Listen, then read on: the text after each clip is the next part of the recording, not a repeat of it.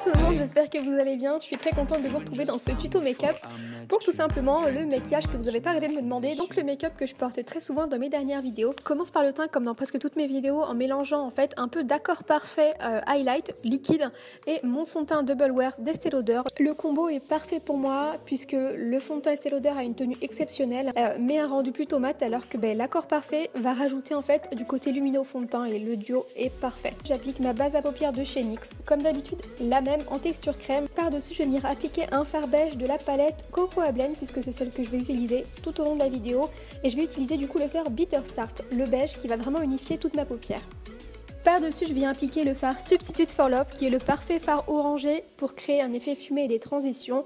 Donc je l'applique avec un pinceau assez fluffy dans mon creux de paupière en le remontant bien. Le troisième fard, c'est le Freshly Toasted, donc c'est le rouge orangé de la palette, magnifique, que je viens appliquer avec un pinceau fluffy mais légèrement plus précis dans mon creux de paupière. Ça va être encore une fois une histoire de transition, d'effet fumé, de dégradé de couleur. Je trouve que ça fait vraiment toute la différence dans un maquillage quand on a un beau dégradé de couleur.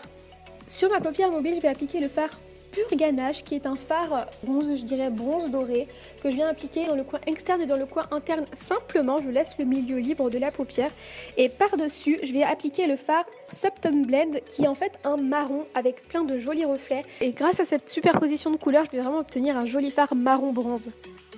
Et je termine avec le fard Beans Are White, donc le marron de la palette, que je viens appliquer dans mon creux de paupière, légèrement aussi en coin externe, mais c'est surtout dans mon creux de paupière pour intensifier le maquillage. Et pour terminer, sur ma paupière mobile, je viens appliquer un mélange en fait d'highlighter, donc un highlighter clair, le Sunburst, et le Bubbly du Glocky d'Anastasia Beverly Hills. J'applique un highlighter parce que c'est vraiment encore plus irisé, encore plus intense et plus lumineux. Je fais mon trait liner avec mon eyeliner en gel de chez Sigma. J'applique un des derniers mascaras de L'Oréal, donc le volume mignon de cils Fatal, sur mes cils assez légèrement puisqu'après je vais venir appliquer des faux cils. Et j'applique mes faux cils de la marque Black Up que j'avais reçu d'ailleurs de la marque, et je suis très surprise des faux cils, ils sont hyper agréables, on les sent vraiment pas du tout sur la paupière et très facile aussi à appliquer. Donc moi je portais les faux cils numéro 03, je vous mettrai la référence exacte en barre d'infos. Je repasse au teint, j'applique mon anti-cerne de chez Sephora. Ça fait un petit moment qu'on en entend parler, la couleur que j'ai c'est la pêche. Et je l'estompe avec mon éponge de chez H&M, d'ailleurs c'est vous qui me l'aviez conseillé et elle est vraiment géniale. Je vais poudrer le dessous de mes yeux avec ma poudre à l'acide hyaluronique de chez By Terry. Vous savez que je l'adore cette poudre, elle me lisse complètement le dessous de l'œil, je la trouve vraiment superbe. Et je reprends ma palette pour reprendre le fard orangé Substitute for Love que je vais venir appliquer dans mon ras de cils avec un pinceau plat assez fluffy pour faire un effet fumé et rejoindre le ras de cils avec le maquillage sur le coin externe. Et je remets un petit peu du fard marron pour intensifier. Je vais réchauffer mon teint avec mon bronzer de chez Vita Liberata, donc le Crystal 3 en teinte bronze. Je vous ai fait dernièrement une vidéo sur les bronzers. Voilà, j'adore ce bronzer, c'est un de mes préférés. Et pour l'highlighter, je vais tout simplement reprendre dans un premier temps donc l'highlighter liquide Accord Parfait donc de L'Oréal. Donc je n'avais pas précisé tout à l'heure, mais donc moi j'ai le doré, la teinte Doré Glow. Donc je l'applique sur le haut de mes pommettes de chaque côté et je vais en appliquer un petit peu sur le bout de mon nez et sur le milieu de l'arête du nez.